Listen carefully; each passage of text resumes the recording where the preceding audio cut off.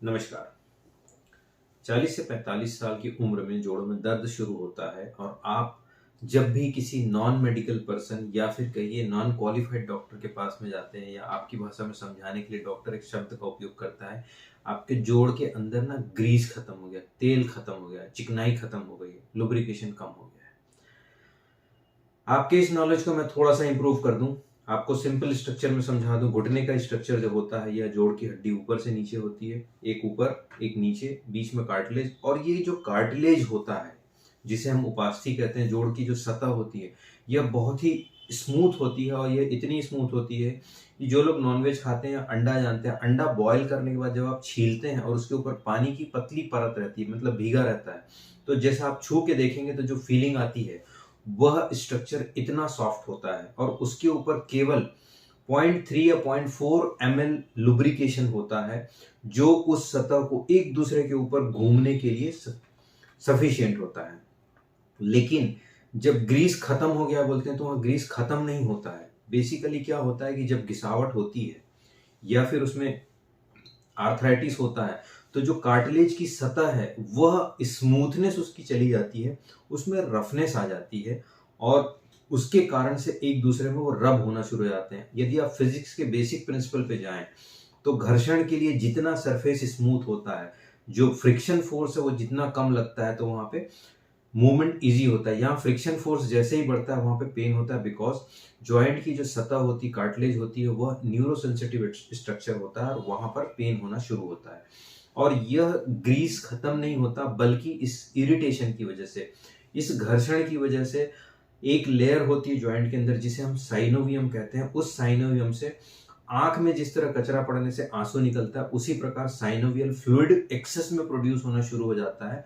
और वहां पे ग्रीस सो कॉल्ड कम होने की बजाय साइनोवियल फ्लूइड एक्सेस में जमा हो जाता है और वह इफ्यूजन या स्वेलिंग बनाता है जोड़ के अंदर। सो ग्रीस जैसे ही आपको कहा जाता है कम हो जाता है या खत्म हो जाता है लुब्रिकेशन, तो फिर सीधी सी बात होती है कि आप बोलते हैं कि, या फिर डॉक्टर आपको सजेस्ट करता है, ठीक है साहब, ग्रीस खत्म हो गया है या कम हो गया तो ग्रीस डाल दो। मार्केट में ऐसे हजारों इंजेक्शंस हैं जिसको ग्रीस खत्म हो गया है, लुब्रिकेशन खत्म हो गया के नाम पे यूज किया जाता है। इसका साइंटिफिक एविडेंस ये है कि यह आपको केवल टेम्पररी रिलीफ देता है, जो हो सकता है 3 सप्ताह, 4 सप्ताह, 2 महीने, 6 महीने के लिए होता है। बट इसमें कोई भी ऐसा पदार्थ नहीं होता जो आपको लॉन्ग रन में लुब्रिकेशन प्रोवाइड करता है, बल्कि यह सेम बायोलॉजिकल कंपोजिशन का बना होता है जो आपके जॉइंट के अंदर डाला जाता है साइनोवियल फ्लूइड के रूप में। और यह आपके साइनोवियल फ्लूइड अर्थात उसके लुब्रिकेशन को मेंटेन करने की कोशिश करता है, बट यह एक डायनामिक फ्लूइड होता है, वो जल्दी से खत्म हो जाता है। सो यह एक टेम्पररी ट्रीटमेंट होता है जो कि आपके जोड़ों के घर्षण को कम करने के लिए किया जाता है। यह कोई परमानेंट फ्लूइड नहीं होता, साइनोवियल फ्लूइड नहीं होता। यह आंसू की तरह होता है आपके आंख में कि आंसू बना और वो अब्जॉर्ब हो जाता है। साइनोवियल फ्लूइड भी इसी तरह होता है कि यह एक रिसाइकल प्रोसेस होता है, रिसाइकलिंग प्रोसेस की, वो कंटिन्यूअसली बनता है, एब्जॉर्ब होता रहता है, यह क्लियर होता रहता है।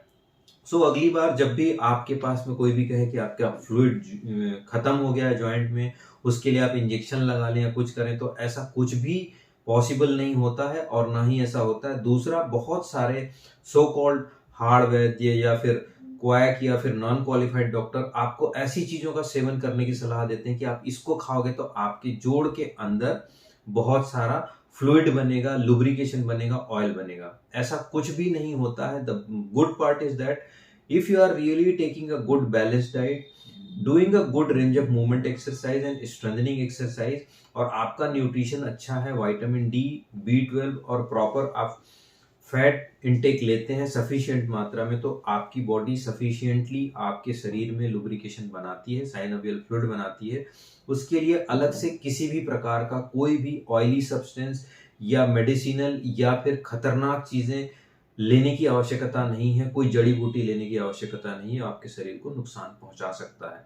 सो अगली बार जब भी ऐसा कुछ भी हो, आपको कोई डॉक्टर सजेस्ट करे कि मैं फ्लूइड डाल देता हूं, आपके अंदर तेल डाल देता हूं, तो यह बिल्कुल आप सोचें, समझें, विचारें, उसके बाद आगे बढ़ें। दूसरा पार्ट ये है कि आप जब भी आपको कुछ ऐसी चीज खाने के लिए कही जाए, जड़ी बूटी या फिर कोई भी पदार्थ जिससे आपका फ्लूइड या लुब्रिकेशन बनता है, तो उसे 10 बार सोचें और उसे आप प्रॉपरली क्वालिफाइड कर लें, उसे जस्टिफाई कर लें, वेरीफाई कर लें, उसके बाद उपयोग करें, अन्यथा आप किसी दूसरी मुसीबत में पड़ सकते हैं। धन्यवाद, नमस्कार, जय हिंद।